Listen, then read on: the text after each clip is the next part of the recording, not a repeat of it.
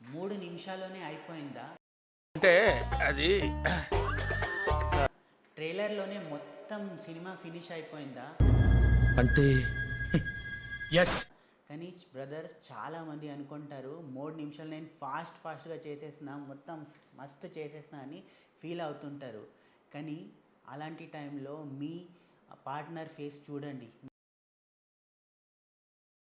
మీ partner expression చూడండి. ఆమె అనుకుంటుంది ఇంటర్వెల్‌లోనే ఎండింగ్ అయిపోయింది కదరా అని చెప్పదు, కానీ ఆ ఎక్స్ప్రెషన్‌లో అలా ఉంటుంది.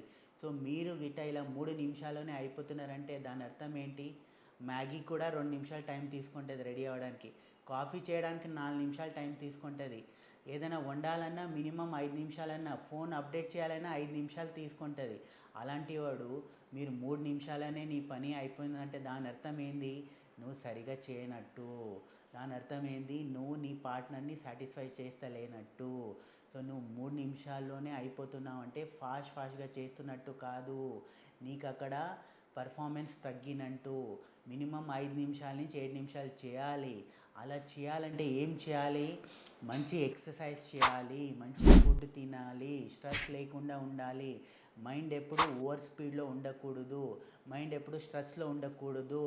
ఎప్పుడు బ్రేక్లో ఉండు, కంట్రోల్లో ఉండు. బ్రేక్లో ఉండి కంట్రోల్లో ఉండి నిదానంగా చేస్తూ మంచి ఫోర్ ప్లే చేస్తూ రొమాన్స్ చేస్తూ నువ్వు చేసినావు అనుకో, టైం పీరియడ్ అనేది 7 నుంచి 10 నిమిషాల వరకు అయిపోతుంది. సో 3 నిమిషాలు ఫాస్ట్గా చేసినావని హ్యాపీగా ఉండకు. అది నీ పార్ట్నర్ని సాటిస్ఫై చేయకపోవచ్చు.